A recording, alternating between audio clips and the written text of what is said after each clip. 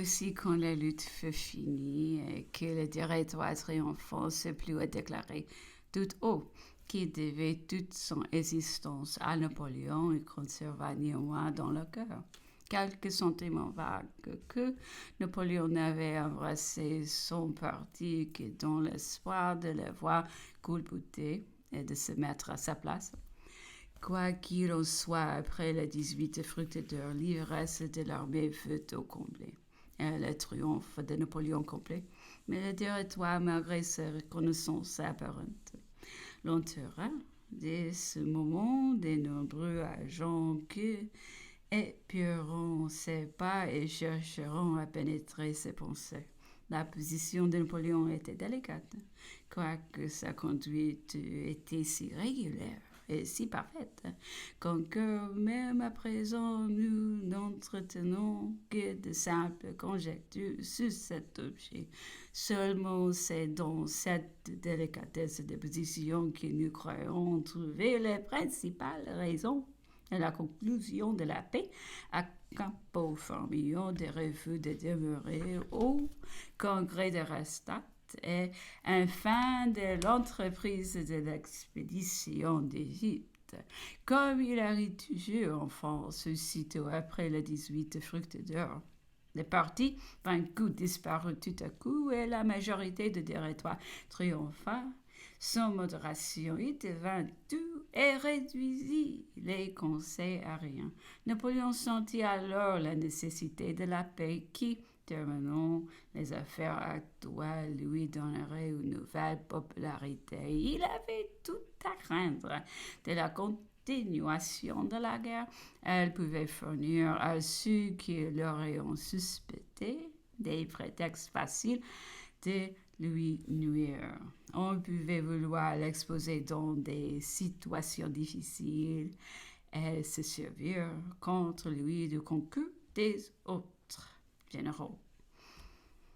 Deux des plus célèbres alors avaient manifesté des dispositions authentiques dans cette grande affaire des fructideurs.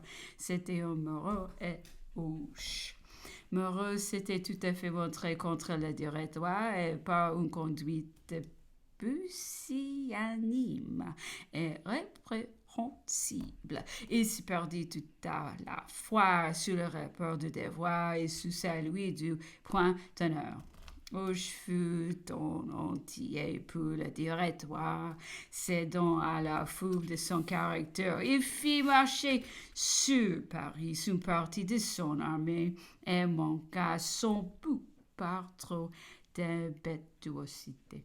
Ses troupes furent contremandées par la puissance des conseils. À lui-même fut obligé de se sauver de Paris dans la crainte de se voir arrêté par ces mêmes conseils. Hoche n'avait donc rien fait pour le succès de cette journée. Il y avait même nuit par trop de zèle, mais il avait montré une âme tout dévouée. La majorité des territoires pouvaient se fier aveuglément à lui, bien que son imprudence eût manqué de la perdre. Cette même majorité de directoire doutait, au contraire de Napoléon, qui l'avait fait triompher. Il lui restait toujours que ce général avait pu calculer que le directoire se converrait sous le conseil et qu'il pourrait s'élever sur ses ruines.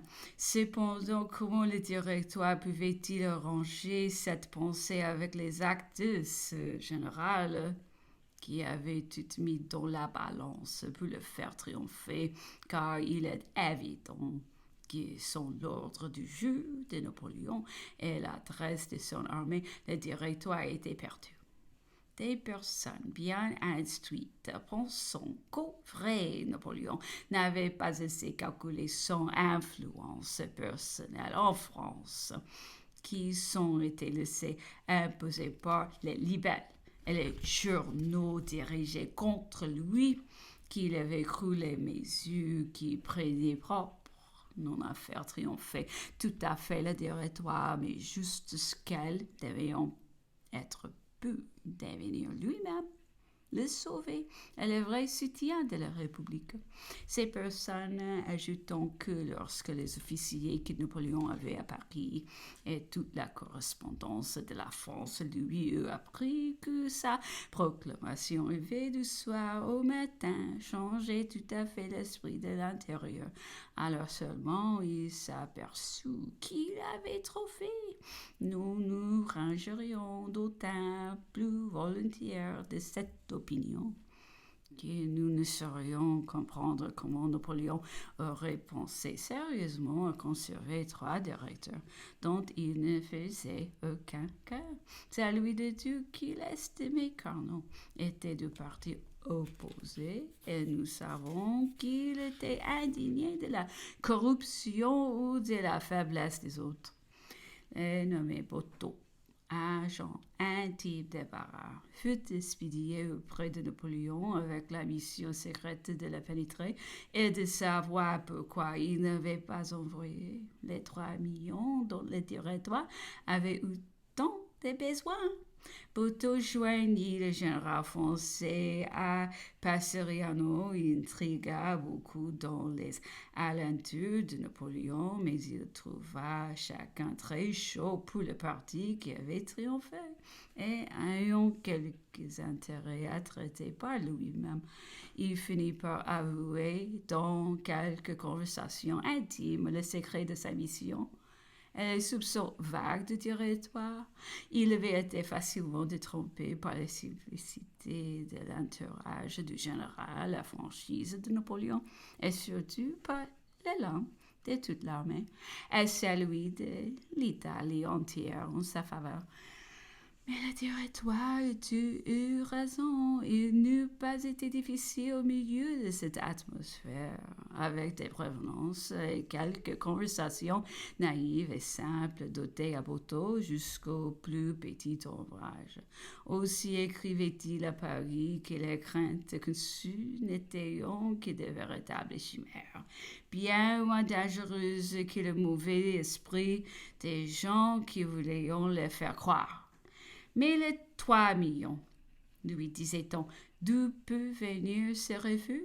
Napoléon avait prouvé que l'ordre envoyé par le directoire était mystérieux, irrégulier et qu'environné de fripons tels F et autres qui avaient déjà volé des trésors. Il avait dû assurer prudemment de la vérité qu'il avait aussitôt expédié à Paris son aide de confiance à Lavalette, et qu'aussitôt que Lavalette lui eut demandé le véritable état des choses, les 3 millions partirent lorsque la journée se trouva décidée. Lundi 10. Aujourd'hui, la suite de la conversation conduit l'empereur à dire que rien n'était dangereux et perfide comme les conversations officielles avec les agents diplomatiques anglais. Les ministères anglais, disait-il, ne présentant jamais une affaire comme de leur nation à une autre nation, mais bien comme d'eux-mêmes à leur propre nation. Il s'important peu de ce qu'on dit ou disons leurs adversaires, y présentant hardiment ce qu'ont dit leurs agents diplomatiques ou ce qu'ils leur font dire, se retranchant sur ce que ces agents ayant un caractère public étant notariés doivent avoir titre de foi dans leur rapport. C'est ainsi, observait-il, que les